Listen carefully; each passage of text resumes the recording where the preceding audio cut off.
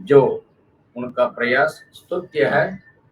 ऐसे महान व्यक्तित्व को आज वक्ता के रूप में हम पाकर धन्य हुए हैं। अब मैं नरेश बाबूजी से निवेदन करता हूं कि वे अपने वक्तव्य प्रस्तुत करें। बहुत बहुत धन्यवाद कन्नन जी। जिए संसार, जिए संसार, जिए समृद्ध। सदैव गुरु की कृपा हम सबके साथ रहे। कबीर जी का एक दोहा है, मन के हारे हार है, मन के जीते जीत। कहे कबीर हरि पाइये, मन ही की प्रतीत। मन ही सब कुछ है, मन ही मनुष्य है, पर ऐसा मनुष्य भी कोई नहीं है जो पूरा मन को जानता है, और ऐसा मनुष्य भी कोई नहीं है जो मन के बिना कुछ कर सकता है। तो इसी मन को हमने पिछले सत्संग से बहुत अच्छी तरीके से वेदात्री महर्षि के तत्वों द्वारा एक एक दृष्टिकोण में देखते आ रहे थे।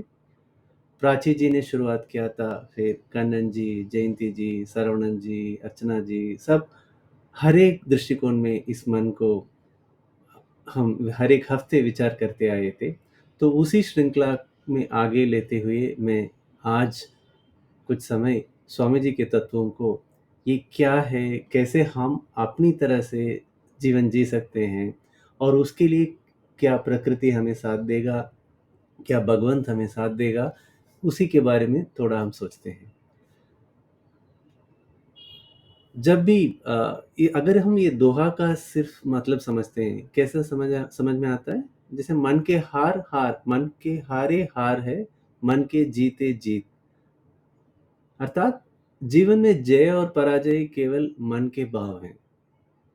यानी हम किसी कार्य के शुरू में ही हार मान लेते हैं कि हम सचमुच ही हार जाते हैं, लेकिन अपनी मंजिल के लिए जब जूझते हैं, बार बार गिर कर खड़े होते हैं, तो हमारा आत्मविश्वास कई गुना बढ़ जाता है। इसके बाद जब मंजिल मिलती है तो उसकी खुशी कई गुना होती है। इसलिए हमें जीत या हार का कोई और तय नहीं कर सकता है, ये खुद हमारे ऊपर ही निर्भर है। यही बात को हमें समझना चाहिए। मन क्या है? पिछले श्रृंखला में तो हम बहुत अच्छी तरह से देखे थे, मन एक जैव चुंबकत्व शक्ति का लहर है। बस लहर क्या है? एक मूवमेंट है। बस जैसे हम बीच जाते हैं, शीशोर में खड़े होते हैं, पानी आती है, लहर आती है, लहर को पकड़ते हैं, क्या अलग कर सकते हैं? नहीं कर सकते। पानी के साथ ही लहर है। जब पानी अंदर बाहर जैसे शीशोर की ओर आती है तो लहर आती है, और पानी जब कम होती है तो शीशोर अंदर चले जाती है। लहर को पानी से हम अलग कर सकते हैं? नहीं कर सकते। वैसा ही मन अलग नहीं किया जा सकता। मन भी एक, जैसे पानी से लहर आता है, वैसे ही जैव चुंबकत्व की एक लहर है। तो जैव चुंबकत्व कब तक रहेगा अपने शरीर में, बायोमैग्नेटिज्म? जब तक हम जीवित हैं। क्यों जीवित हैं, कैसे जीवित हैं? हम जीवित तभी कहलाए जाते हैं जब जीव कणों, लाइफ फोर्स पार्टिकल हमारे अंदर सर्कुलेट होती रहती हैं। ये कहाँ से आ गया? यही एक बेसिस थिंग है।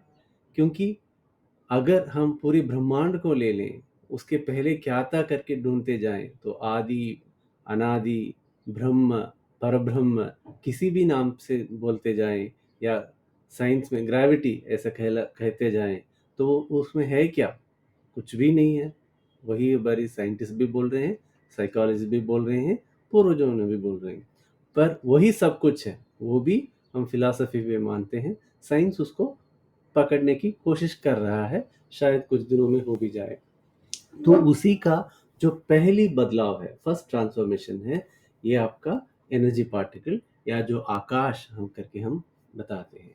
तो यही आकाश जब जितने कणों साथ में आकर काम करते हैं, उसी हिसाब से वो हर एक नाम से पंचभूतों में कहलाया जाता है।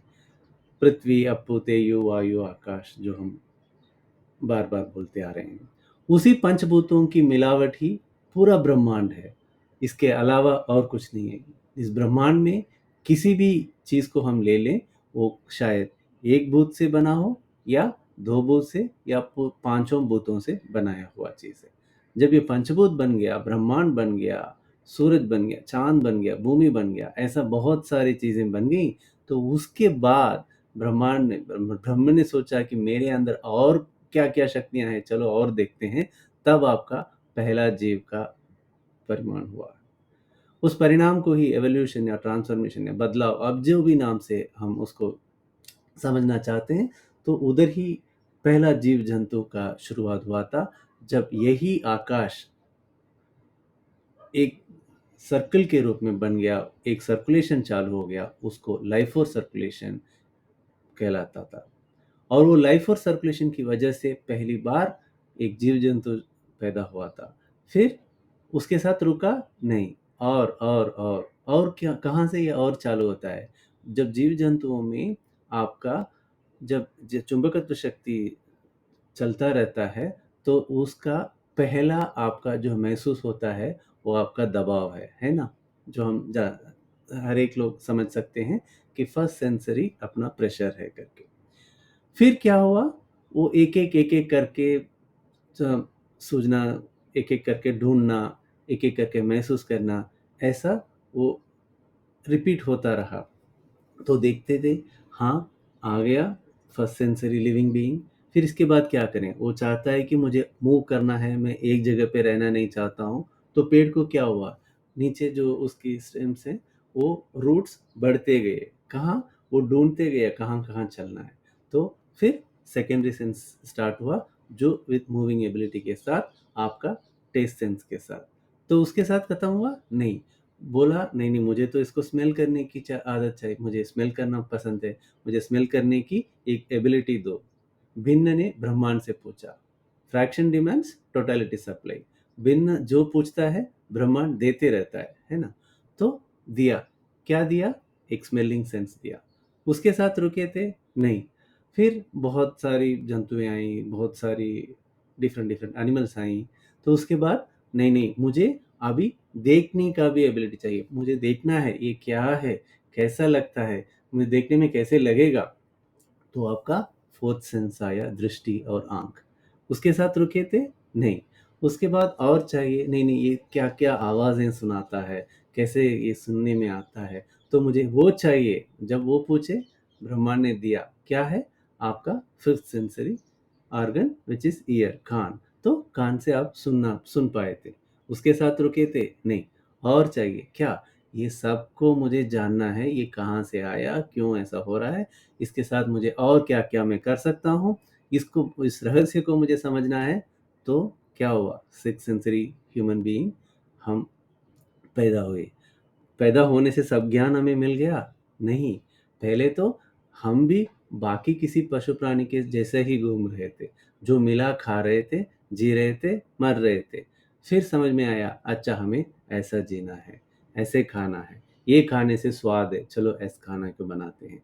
नदी के किनारे पे रहने से जिंदगी आराम है, हमें इधर उधर जाते रहने की, भागने की कोई ज़रूरत नहीं है। तो बहुत बड़ी बड़ी शहरें नदी के किनारे बनी थी, बहुत बड़े बड़े कल्चर्स नदी के साथ में आए थे। फिर आबादी बढ़ती गई, जगह नहीं है, तो और अंदर गए, और अंदर गए, तो नदी से दूर होते गए, भीड़ बढ़ती गई। फिर जो मिले वो खाए, उस स्थिति से थोड़ा थोड़ा थोड़ा करके बदलाव होते गया। तो फिर क्या किया, हमें जो चाहिए उसको हम पैदा करने में लग गए थे। तो क्या हुआ? आपका कृषि, जो एग्रीकल्चर स्टार्ट हुआ। तब तक, जब तक ये एग्रीकल्चर स्टार्ट नहीं हुआ था, कृषि का आदत नहीं था हमारे पास, तो मनुष्य आज़ाद था, जहाँ चाहिए जाता था, जो चाहिए खाता था, उसका काम खत्म हो जाता। पर जब कृषि चालू हो गया, तो फिर उसका पूरा जीवन उसके ऊपर ही निर्भर हो गया। क्यों? पानी लाना है, उसको पोषण करना है, उसको बाकी जंतुओं से बचाना है, और उसके लिए जो जो चाहिए सब कुछ करना है, और उसी से जो मुझे मिलता है उसको खाना है। तो ये भागना दौड़ना बंद हो गया, और पूरा जीवन, कई लोगों का जीवन सिर्फ इसी पे चला गया। कैसे? अरे पानी नहीं है, चलो पानी लेने के लिए हम एक स्ट्रीम बनाते हैं, नदी का चेंज करते हैं रास्ता, ताकि हम इधर तक पानी मिले या उधर से लेके आए। तो फिर पूरा जीवन इसके ऊपर ही सिमट गया। फिर उसके बाद खत्म हुआ नहीं। फिर हमने देखा प्रकृति में इतना शक्ति है, तो इसको मैं कैसे अपनी भलाई के लिए इसको मैं इस्तेमाल करूं। तो एक एक करके हमने आविष्कार करते गए। आविष्कार का मतलब क्या है इधर, ये सब प्रकृति में पहले से ही है, सिर्फ हमें मनुष्य को ये कैसे इस्तेमाल करने का इसका बोध मिला था, इसका ज्ञान मिला था, यही इन्वेंशन है ना। हमने जो बोल रहे हैं, आज हम पेटेंट की बात कर रहे हैं, मैंने इसका रिसर्च किया, मैंने इसको इन्वेंट किया, इसलिए मुझे रॉयल्टी चाहिए, इसलिए मुझे इसका प्रीमियम चाहिए, बस सब कुछ सही है। पर आपको ये कैसे आविष्कार हुआ, कैसे इन्वेंशन हुआ, ये भी प्रकृति की देन है। मैं सिर्फ रिसर्च करता हूँ तो इसका मतलब ये नहीं कि मेरी रिसर्च की ये फल है, नहीं। ये जितनी भी इस विश्व में लोग रहते हैं, उनकी मांग है, वो उनको चाहिए ये। जब वो चाहिए चाहिए चाहिए करके बोलते हैं, तो प्रकृति किसी एक आदमी को चुनकर उनके द्वारा इस रहस्य को दिखाता है, तो उसको इन्वेंट करता है। तो वो कहाँ से इसका पेटेंट ले सकता है। बस यही हमें कभी कभी हमें गलतियां करते जाते हैं, फिर भी विश्व बढ़ते गया, आविष्कार आते गए। आज हम कमी कहाँ है, भोजन की कमी है नहीं, जितनी आबादी है उन सबको जितना खाना चाहिए, प्रकृति पहले ही उसकी तैयारी करने के बाद ही उनका पैदा ही करता है। वही एक इंग्लिश में कहावत है कि if one window closes the other window opens. But Swami ji Vedathri Maharshi तो बोलते हैं, पहले प्रकृति जो जो चाहिए वो सब तैयार करने के बाद ही किसी एक जीव को तैयार पैदा करती है। क्यों?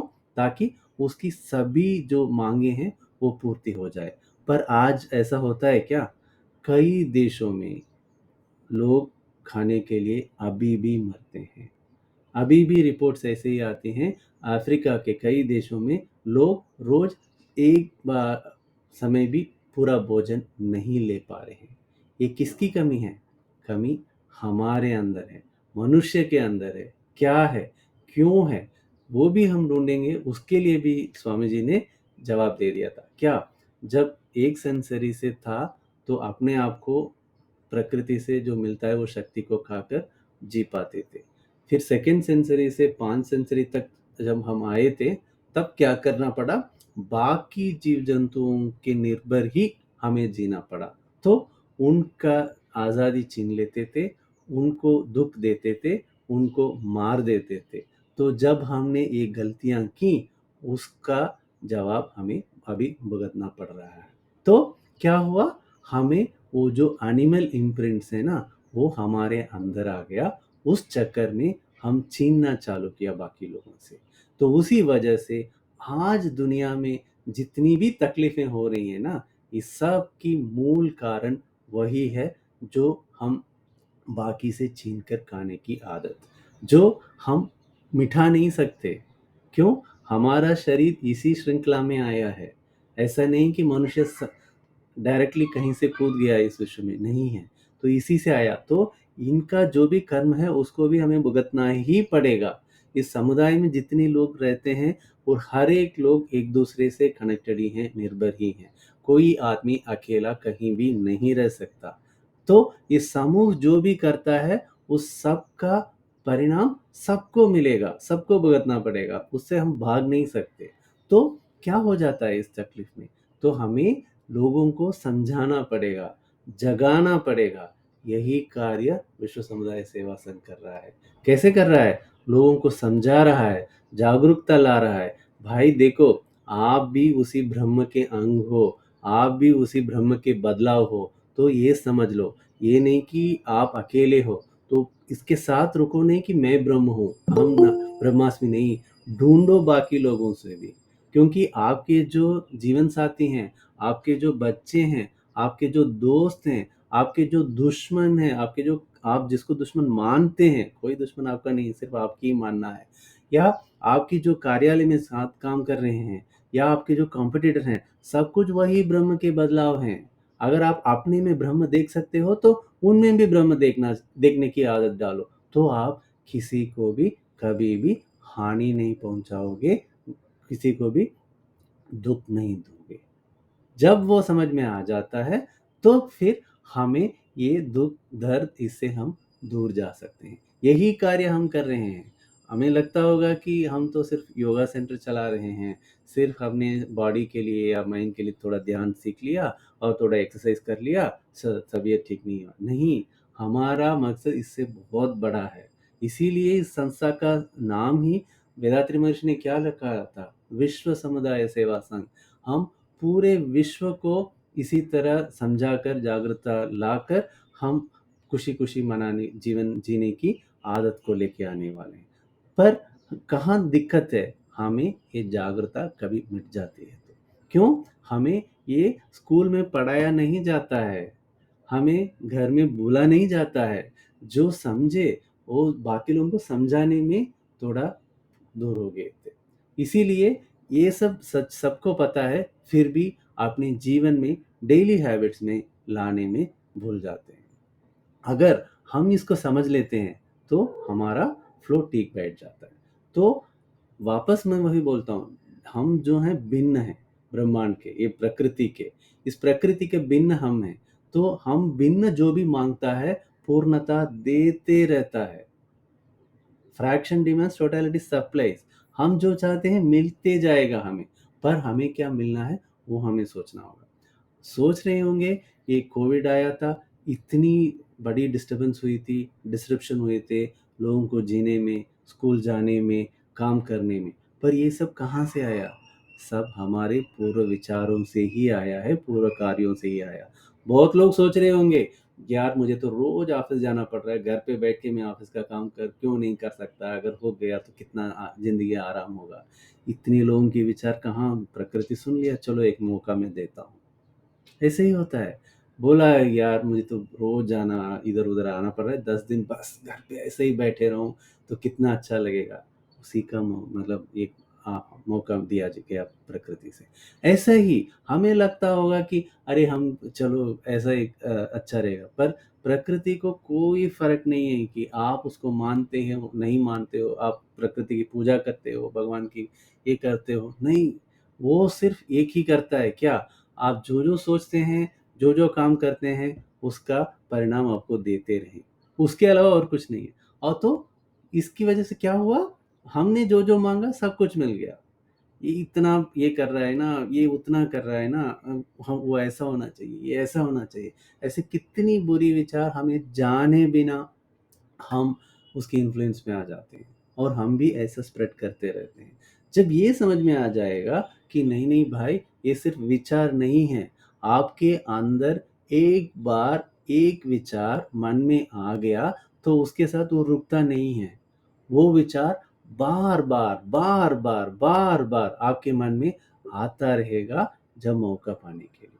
फिर सिर्फ ऐसा ही नहीं कि आपके अंदर है, आपके अलावा बाहर ब्रह्मांड में भी वो रजिस्टर होता रहता है।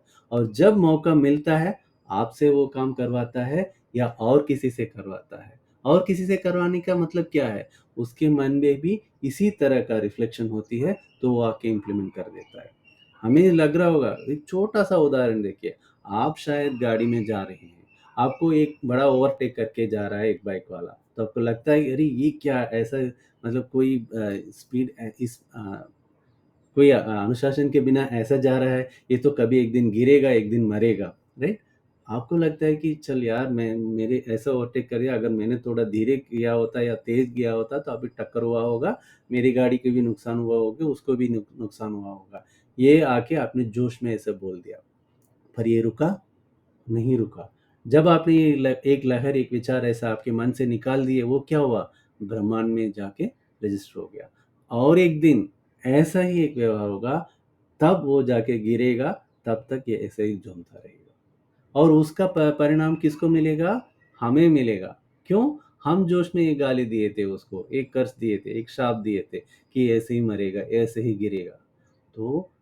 तो हमने क्या सोच के दिया था कि नहीं नहीं उसको मुझे मारना है, नहीं, हमने उस समय जोश में दे दिए थे, हम अंधकार में दे दिए थे, कि हमें पता नहीं था करके। पता है तो भी जोश में हम भूल जाते हैं और दे देते हैं। तो यही गलती हम करते रहते हैं। ये सिर्फ हम नहीं, पूरी मानव मनुष्य समुदाय करता रहता है। उसी वजह से ही आज जितनी भी तकलीफें समुदाय को हो रहा है, वो सब इसी वजह से है। तो इन सब से हमें दूर करवाना है, इन सबको ठीक करवाना है, इन सबको अच्छी तरह बदलना है। इसके लिए क्या करना है? अच्छी तरह ब्लेसिंग, शुभकामनाएँ, है ना? वो हमें देना बहुत-बहुत ज़रूरी है। इसीलिए हम दे रहे हैं ध्यान के बाद। लोगों को लगता होगा कि अरे ये क्या यार, पहले मुझे ठीक हो जाए तो बस काफ़ी है, मैं क्यों बाकी लोगों के बारे में सोचूँ? मैं ठीक हो जाऊँगा तो बाकी लोगों को मैं देख लूँगा। नहीं, ऐसा नहीं हो सकता है। हमें, जैसे मैं पहले ही बोल रहा था, समुदाय का एक अंग हैं हम, विश्व का एक अंग हैं हम। तो ये हमारा कर्तव्य बनता है। हम इनसे इतना ऋण लेते हैं, उस ऋण को चुकाना ज़रूरी है। इसी को हम शुभकामनाएँ के रूप में देते जाएँगे। तभी वो सब ठीक होता जाएगा और मन भी बदलता जाएगा। जब आप देखिए किसी को भी शुभकामनाएँ देते हैं या आशीर्वाद देते हैं, तो आप सोचिए कि आप मन को छोटा करके दे सकते हैं क्या? मन को कमी समझकर दे सकते हैं क्या? नहीं दे सकते हैं। आप मन को अच्छी तरह स्प्रेड करके ही किसी को आशीर्वाद देंगे या शुभकामनाएँ देंगे। तो क्या हो जाता है? आप भी बढ़ जाते हैं, बाकी भी बढ़ते जाते हैं। तो यही ज़रूरी है ना हमें, हमें और कुछ नहीं चाहिए। तो इसी तरह जब हमने मनुष्य का आप पूरा इतिहास देखिए, कैसे-कैसे हमने आगे आए थे। चिड़िया को देखा, चिड़िया कैसे आकाश में झूम रहा है, कैसे उड़ रहा है, चलो मुझे भी उड़ना है। मन पूछा, प्रकृति ने दिया हमें आज का हेलीकॉप्टर, एरोप्लेन, फ्लाइट, जेटर्स, एवरीथिंग। कैसे आया? हमने पूछा, भाई मुझे भी उस तरह उड़ना है, मिला हमें। हमने सोचा अरे पानी के अंदर मछलियाँ अच्छी जाती हैं, ऐसे जाती हैं, वैसे जाती हैं, मुझे भी ऐसे जाने के लिए कोई सामग्री चाहिए। सबमरीन्स हुआ था, सब मिल गए थे। हमने देखते-देखते गए और बढ़ते-बढ़ते जा रहे हैं। हमने चाँद चंद्रमा को देखा, चंद्रमा तक जाना है सोचा, पहुँच गए। सूरज को आज हम सूरज को देख रहे हैं, आज हम मार्स को देख रहे हैं, उधर तक पहुँचना है, पहुँचेंगे और इस गैलेक्सी के बाद भी जाना चाहते हैं तो जाएँगे। पर ये सब हमें पॉसिबल है क्यों? हम भी इसी प्रकृति के अंग हैं, जो हम पूछते हैं हमें मिलता है। तो हमें जो-जो चाहिए हम सही तरह से सोच समझ कर पूछना चाहिए। यही बात बहुत ज़रूरी है। अगर हम पूछते गए और उसका कोई अ, काम उस तरह से हम किए नहीं हैं, तो क्या होगा? हमारा जो मन है, वो सिर्फ़ अनफुलफ़िल्ड डिज़ायर्स, अनफुलफ़िल्ड विशेज़ का एक भंडार हो जाएगा। एक भंडार नहीं है, वो कूड़ादान हो जाएगा। क्यों? जो-जो नहीं चाहिए सब कुछ हम मन में रख के जा रहे हैं, तो फिर हम क्या होंगे? कूड़ादान ही होंगे, डस्टबिन ही होंगे, है ना? पर इसीलिए हमें साफ़ करना बहुत-बहुत ज़रूरी है। इसीलिए इंट्रोस्पेक्शन ज़रूरी है। तो इंट्रोस्पेक्शन अच्छी तरह करने के लिए आपको ध्यान ज़रूरी है। ध्यान सही तरह से करेंगे तभी आप इंट्रोस्पेक्शन कर पाएँगे। ध्यान सही तरह करने के लिए आपको तबीयत अच्छी तरह रहना चाहिए, उसके लिए फिज़िकल एक्सरसाइज़ चाहिए। तो महर्षि के एक-एक देन जो है, सब एक साथ लिंक्ड है, सब हमें वो खुशी के जीवन जीने के लिए और मन की अच्छी तरह समझ कर उसका पूरा फ़ायदा उठाने के लिए। हम आगे बढ़ते हैं। ये ऐसा नहीं कि बहुत मुश्किल है, ये बहुत ही आसान है। पर हमें वो समझना थोड़ा काम मेहनत वाली काम है। सिर्फ़ ये नहीं कि एक स्वामी जी का मन का पुस्तक है, चलो उठो, पढ़ो 20 पेज है, पढ़ लिए, काम खत्म। होता है? नहीं होगा। स्वामी जी का स्पीच है, analysis of thoughts, mind, mind और एवोल्यूशन, मनोशक्ति और मनोकामना, अ, कितनी टॉपिक्स हैं, मन शांति और मनोकामना, बहुत सारी टॉपिक्स में स्वामी जी ने इसके बारे में लेक्चर दिए हुए हैं। पर वो सुन लिए आधे घंटे, 1 घंटे, काम खत्म? नहीं, उधर से काम खत्म नहीं होता है। हमें बैठकर सोचना होगा, मुझे ज़िंदगी में क्या करना है? उसके लिए क्या-क्या मुझे प्लानिंग करना है? कैसे उसको परसीव करना है ताकि मैं उसको पाऊँ? वो लक्ष्य को हमें समझकर उसकी ओर जाना है। तो आप जब इसके बारे में समझ लेते हैं, तो फिर आपका प्लानिंग, थॉट्स, एक्शन सब कुछ उसी ओर जाएगा। तो ज़िंदगी का मकसद क्या है? जीवन का मकसद क्या है? जिस प्रकृति से हम पैदा हुए थे, उस प्रकृति तक पहुँचना, है ना? फाइनली फिलॉसफी का एंड वही होता है, राइट? तो उसके लिए क्या करना है? आज मैं जी रहा हूँ, आज मेरा लक्ष्य ये है कि चलो मुझे एक घर खरीदना है, एक गाड़ी खरीदना है, या एक में ऐसा होना है, वैसा होना है। ठीक है, इसके साथ वो खत्म होता है? नहीं होता है। और डिमांड बढ़ते जाती है। पर फिर हम एक जगह पे पास लेते हैं, फिर सोचते हैं भाई ये सही है क्या, हम सही रास्ते पे जा रहे हैं? फिर सोचते हैं नहीं नहीं नहीं, ये तो कुछ तो गड़बड़ लग रहा है, या कुछ ये पूरा हमें समझ में नहीं आ रहा है, ढूंढो क्यों हम ये कर रहे हैं। फिर एक स्पिरिचुअल ऑर्गेनाइजेशन के साथ सबकी कनेक्शन होती है, तो फिर सोचना चालू करते हैं, फिर वो गुरुजी के तत्व को पढ़ते हैं, तो फिर हम आगे आते हैं। अच्छा यही है। पर हम इसके लिए ये नहीं कि हम पढ़ाई छोड़ देते हैं, काम छोड़ देते हैं, नहीं इसके पीछे ही पड़ जाते हैं। नहीं, क्यों? इस विश्व में रहना है, इस विश्व के सभी लोगों की मेहनत की फल से हम खाना है, जीना है, तो फिर हमें भी अपना काम से उसका जवाब भी देना है, साथ-साथ अपने मंजिल की ओर जाना है। मंजिल तो एक ही है, पर रास्ता अलग-अलग है। तो हम चुन सकते हैं कि किस रास्ते में वो जाएँ, जो हमारी रास्ता खुशी हो, ताकि हम उस मंजिल को सही तरह से पकड़ लें और ज़िंदगी आराम से जिएँ। बस ये जीते-जीते आराम से किसी को दुःख दिए बिना मंजिल को पाना क्या है, उसके लिए मेरी ताकतें क्या हैं, मेरी शक्तियाँ क्या हैं, कैसे मैं इस समूह को मैं इसका पूरा फ़ायदा दे सकता हूँ, उसका रास्ता दो। यही हमारी प्रकृति से माँग है ना? प्रकृति तक पहुँचना हमारा मकसद है। माँग क्या है? मुझे तुम तक पहुँचने में रास्ता आसान करो। मेरा जो शक्तियाँ हैं उसको अच्छी तरह सबको मैं कैसे मदद कराऊँ, उसकी मुझे आप रास्ता खोलो, बस इतना ही है। बाकी जब आप इस मंज़िल तक पहुँचेंगे, तो उसी हिसाब से आपके अच्छे-अच्छे परिणाम मिलते जाएँगे, आपकी भी स्तर बढ़ता जाएगा। अगर नहीं मेरा मकसद ये है, मेरा मकसद वो है करके छोटी चीज़ों में जब हम सीमित हो जाते हैं, तो हमारा जीवन भी ऐसा ही छोटा सीमित हो जाता है। जब बड़ी लक्ष्य के साथ हम जुड़ जाते हैं, तो हम सिर्फ़ ये हमारी मेहनत नहीं होगी, पूरे विश्व की माँग होगी, लोगों की माँग होगी। अरे! कोई तो आना चाहिए ये सब दुःख को दूर करने के लिए, कोई तो आना चाहिए ये सब चीज़ों को समझाने के लिए। तभी गुरु आते हैं। महर्षि तो यही बोलते हैं, जो प्रॉफ़िट हो, जो बड़ी-बड़ी धर्म को जिन्होंने स्थापना किया, वो ऐसा नहीं कि मैंने ये धर्म का स्थापना किया, नहीं। जितने लोग उधर रहते थे, जितने लोग सोचते थे, जितने लोग माँगते थे कि मुझे कोई भगवान के बारे में समझाओ, प्रकृति के बारे में समझाओ, इस विश्व के बारे में समझाओ, तो प्रकृति ने किसी को चुना और उनसे वो सब चीज़ें बाहर लेके आई। ऐसे ही गुरु लोग पैदा हुए थे, वो स्वामी जी का विचार है। तो हमें क्या करना है? गुरु जी को ठीक पकड़ लेना है, मज़बूत पकड़ लेना है और अपने मकसद की ओर जाना है, तो हम उसी हिसाब से प्रकृति हमें सब कुछ बना के देगा। हमें फिर किसी की कमी देखने की कोई ज़रूरत ही नहीं पड़ेगी। जीवन साथी हो या कामकाज करने वाले हो या कोई हमारे कॉम्पिटिटर हो, कोई मतलब नहीं है। भाई तुम अपना काम कर रहे हो, मैं अपना काम कर रहा हूँ। मेरी अंडरस्टैंडिंग, मेरी नॉलेज में ये है, तुम्हारी ये है। समझते हैं तो अच्छा है, नहीं समझते हैं तो चलो ब्लेसिंग्स, शुभकामनाएँ ले लो। जब समझाना है प्रकृति तुम्हें समझा देगा, या मुझे समझाना है तो मुझे प्रकृति दिखा देगा। बस ये क्लैरिटी आ जाएगी तो हम किसी के ऊपर भी इमोशन नहीं होंगे।